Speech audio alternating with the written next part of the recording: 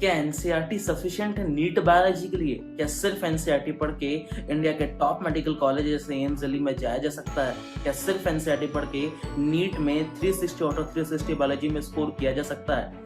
So I am going to answer these questions in very much detail.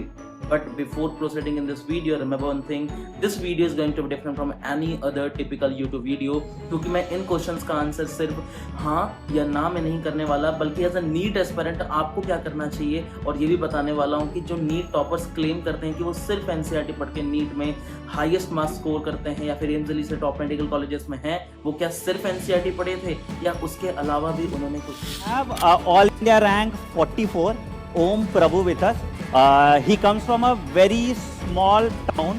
Raigarh है छत्तीसगढ़ में, वहाँ पे रहते हैं ये, and he is the state topper of Chhattisgarh also. So please, can we call him on stage? Yes. Om Prabhu. Come on.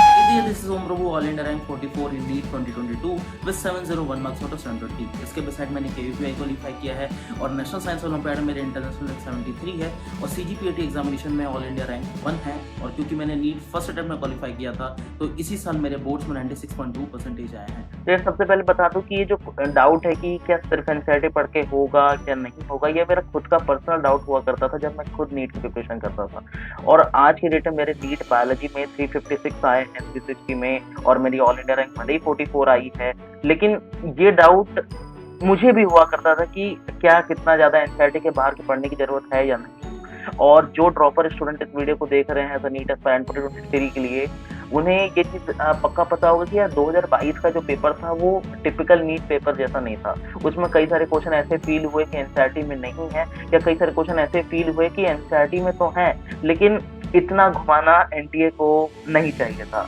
तो सबसे पहले मैं एक प्रॉपर एनालिसिस बनाना चाहता हूँ कि असलियत में एनटीए कर क्या रहा है। तो बेसिकली 5 पेपर देखेंगे प्रीवियस ईयर के। 2020 में भी 2 पेपर हुए थे, 2022 में भी 2 पेपर हुए हैं, 2021 में 1 पेपर हुआ था।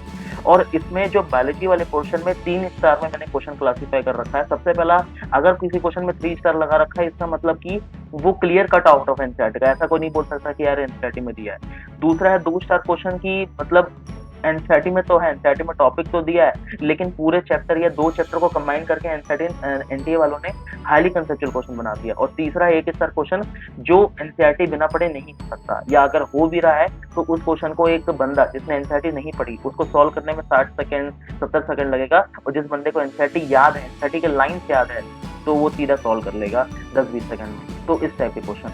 तो आजकल क्या हो रहा है, एनटीए फर्स्ट 3 स्टार वाले क्वेश्चन ज्यादा पूछ रहा है, या 2 स्टार वाले क्वेश्चन ज्यादा पूछ रहा है, 1 स्टार वाले क्वेश्चन ज्यादा पूछ रहा है। और अगर किसी स्पेसिफिक क्वेश्चन में एनटीए फोकस कर रहा है तो उसके लिए हमें क्या करना होगा, इन चीजों को आज मैं एनालाइज करवाने वाला हूँ।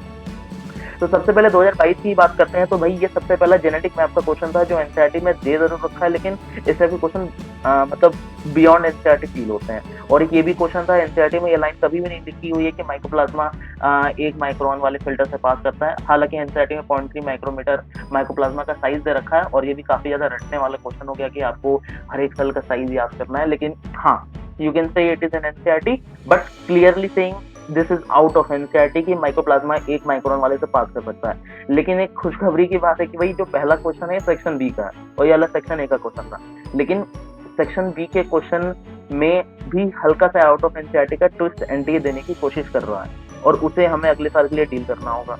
और अगर देखें तो मात्र 2 ही क्वेश्चन मुझे ऐसे फील हुए जो आउट ऑफ एनसीईआरटी के आ रखे हैं 2022 में, लेकिन NCERT based very conceptual question की बाढ़ आ गई थी। मतलब भर के इस टाइप के क्वेश्चन आए हुए थे। एक हाईली कंसेप्चुअल क्वेश्चन था, स्पर्मेटोजेनेसिस oogenesis को लिंक करके दे रखा था। एनसीईआरटी में ऐसा नहीं कि दिया नहीं, but you are not saying कि इसको एनसीईआरटी की लाइन याद कर लो और कि ये क्वेश्चन हो जाए, नहीं होगा। वैसे ये जेनेटिक्स का क्वेश्चन था, एनसीईआरटी में दिया लैक अपरॉन है, कॉन्सेप्ट को एक्सप्लेन किया है, but you are not saying कि एनसीईआरटी की लाइन याद होगी तो सॉल्व हो जाएगा। वैसे ये लिंकेज विंकेज के क्वेश्चन और क्रॉसिंग के क्वेश्चन आते जाते रहते हैं, और इस टाइप के क्वेश्चन भर के आ रखे। तो ये पीडीएफ में मैं टेलीग्राम चैनल में शेयर कर दूंगा ताकि आप क्लियर कट एनालिसिस कर लो कि यार ये चैप्टर पढ़ रखा और ये क्वेश्चन आपके बन रहे हैं कि नहीं बन रहे 2023-24 वाले। और तीसरा 1 स्टार क्वेश्चन आता है, ये भी बहुत सारे आते हैं एनटीए में, नीट में इस साल भी आए थे और पिछले साल भी आए थे, कि एनसीईआरटी याद होना चाहिए। एनसीईआरटी याद नहीं है तो सॉल्व करने में दिक्कत आएगी। ये सारे क्वेश्चन इसी टाइम। तो ये सबसे पहले इस बात को समझते हैं कि 2022 का पेपर लोगों को डिफिकल्ट क्यों लगा और 2021-20 का पेपर आसान क्यों था।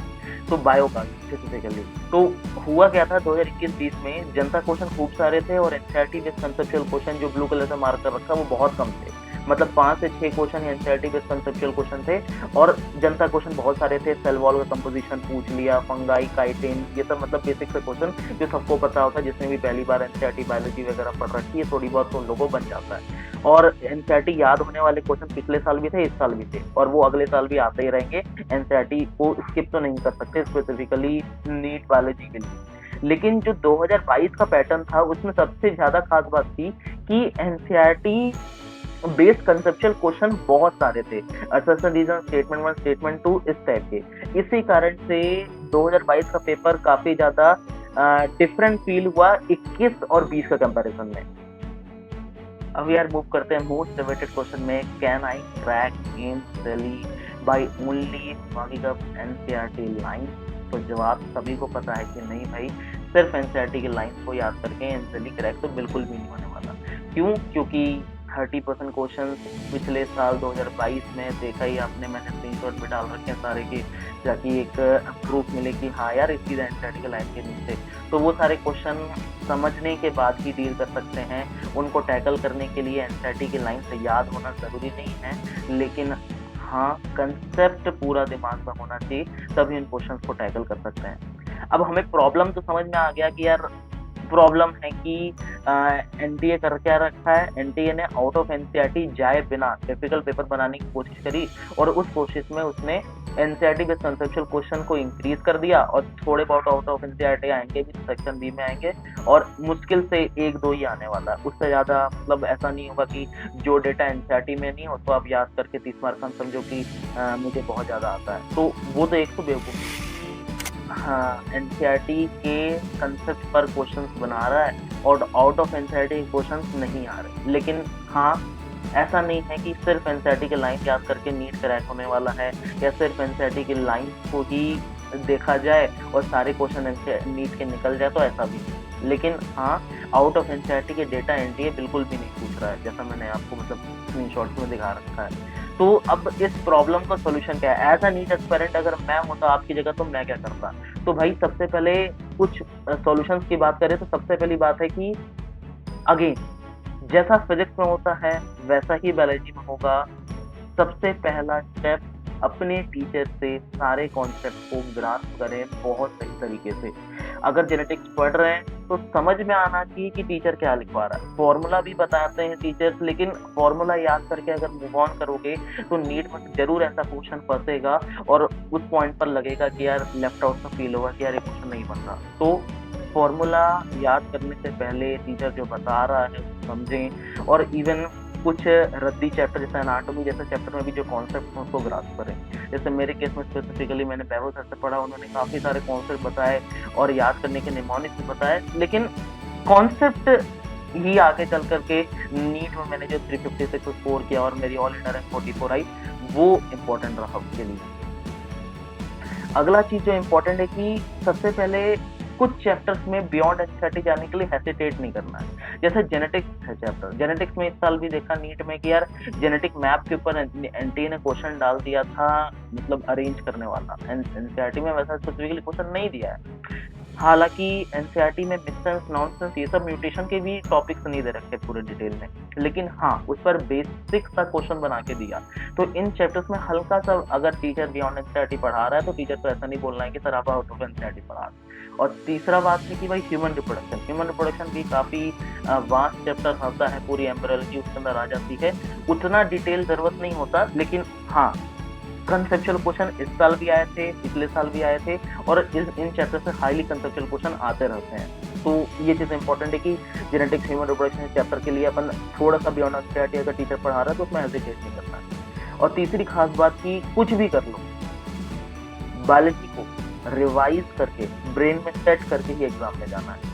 अब मेरे साथ तो बहुत बड़ा प्रॉब्लम होता था कि यार कभी कभी लगता था बायोलॉजी का सिलेबस बहुत बड़ा है, मतलब लिटरली बड़ा है। हमारे पास 2 किताब होती है, हालांकि ज्यादा क्वेश्चन जरूर आते हैं लेकिन सिलेबस पे पढ़ा है, तो उस सिलेबस को कैसे डील किया जाए। तो मेरे लिए स्पेसिफिकली जो बहवल सर हैं, कुमार सर हैं, उन्होंने ये सारी चीज़ें दे रखी थी। तो मैंने क्या किया था, जब मैं 11th क्लास में था, तो इसको अपने सामने जो मेरा लैपटॉप होता है उसके सामने चिपका रखा था कि सेल्फ असेसमेंट शीट है कि यार मैंने लिविंग वर्ल्ड पढ़ा, क्या मैंने लाइव लेक्चर किया, क्या मैंने उसकी डीपीपी एनपीपी करी, क्या मैंने एनसीईआरटी उसकी पढ़ी और उसके प्रीवियस ईयर क्वेश्चन किए। और इसके बाद एक और कॉलम बना सकते हैं कि जनवरी मंथ का रिवीजन हो गया, फरवरी मंथ का रिवीजन हो गया, मतलब उसमें भी टिक करते जाएं। तो इससे क्या होता है कि एट द एंड नीट के एक हफ्ता पहले, 2 हफ्ता पहले पता चलता है कि हाँ हमने 2 साल मेहनत करी या नहीं करी, मतलब साफ साफ पता चल जाता है। अगर ये नहीं भरा है मतलब मेहनत नहीं करी, और भरा है तो मतलब मेहनत कर रखी है। तो रिवाइज करने का बहुत सही तरीका है। और इसका जो पीडीएफ होगा, जो उसका ब्लैंक शीट का पीडीएफ होगा, उसको मैं टेलीग्राम चैनल में डाल दूंगा। इसको प्रिंट आउट करके रख ही लेना अपने पास। ये तीनों सब्जेक्ट का है मेरे पास, बायोलॉजी का, फिजिक्स का, केमिस्ट्री का, लेकिन आज बायोलॉजी वाली बात चल रही है इसलिए मैंने इसी को लगाया यहाँ पर। और चौथी खास बात की सबसे इम्पोर्टेंट यही होता है कि आप नोट्स और एनसीईआरटी को कंपाइल करते चलो। नीट के एग्जाम के 17 जुलाई को, जैसे पिछले साल नीट का एग्जाम था, तो 15 जुलाई को मेरे को पूरा बायोलॉजी का सिलेबस रिवाइज भी करना है और एक दिन के अंदर रिवाइज करना है। तो ऐसा तो नहीं हुआ कि मैं एनसीईआरटी भी रीड करूंगा उसी दिन और नोट्स भी करूंगा। तो हमें नोट्स और एनसीईआरटी को कंपाइल करते चलना है। जैसे कि माइक्रो थ्योरी मैंने क्या कर रखा था, मैं कभी नोट्स नहीं खोलता था, यही मेरा नोट्स है, यही मेरा एनसीईआरटी, इसी के अंदर हर चीज़ दे रखा है, मतलब यहीं पास पूरा लिख दिया। तो एनसीईआरटी रीड भी करनी नहीं पड़ेगी और हर चीज़ यहाँ पर लिख दिया, हर चीज़। तो मैं अपनी जो बायोलॉजी की एनसीईआरटी होगी इसकी भी पीडीएफ डाल दूंगा, आपको आइडिया लगेगा कि असलियत में कैसे नोट्स और एनसीईआरटी को कंपाइल करना होता है। ये जैसे कि इकोलॉजी के अंदर बहुत सारी चीज़ें होती हैं, मिक्सअप रहता है, और इकोलॉजी तो काफ़ी वास्ट भी लगता था याद करने के पॉइंट ऑफ व्यू से, लेकिन वही है चैप्टर के अंदर कर दिया। लेकिन दूसरे टाइप के क्वेश्चन, दूसरे टाइप के चैप्टर होते हैं जैसे कि जेनेटिक्स की एनसीईआरटी में आप कंपाइल नहीं कर सकते। बहुत सारे पॉइंट्स ऐसे होते हैं जो एनसीईआरटी में मिलेंगे नहीं, और एनसीईआरटी का सीक्वेंस और टीचर्स का सीक्वेंस मैच भी नहीं करता। तो उसके लिए शॉर्ट नोट्स बहुत ज़्यादा जरूरी है। शॉर्ट नोट्स बना लेना काफ़ी फायदेमंद होता है। लास्ट में पूरी की पूरी जेनेटिक्स जो थी मेरी 6 से 7 पन्ने में खत्म हो जाता था, और शॉर्ट नोट से ही मैं रिवाइज करता था जब बीच में 3-4 महीने बचे थे। तो ये शॉर्ट नोट का हल्का सा मैंने सैंपल लगा रखा है, बाकी पूरा short note he watching this video. और अपने हर एक दोस्त को जिसको ये डाउट आता है कि यार बायोलॉजी में सिर्फ एनसीईआरटी पढ़ के निकलेगा, नहीं निकलेगा, और जाना भी है तो किन चैप्टर्स में बियॉन्ड एनसीईआरटी जाने की जरूरत है, और पूरे बायोलॉजी के सिलेबस को कैसे रिवाइज करना है, और कम समय में, जैसे कि अभी 9 महीने ही बचे हैं नीट 2023 के लिए, उसके लिए क्या स्ट्रेटेजी प्लान करनी चाहिए। इन चीज़ों का किसी को भी डाउट आता है तो इस वीडियो को उसको शेयर करें अपने सारे नीट फ्रेंड्स को। And again thank you for watching this video. But I just slide right by that energy. Even when you feel low, you can still go. Even when you feel slow, you can still go. Even when there's no hope, you can still go. I never ran, sitting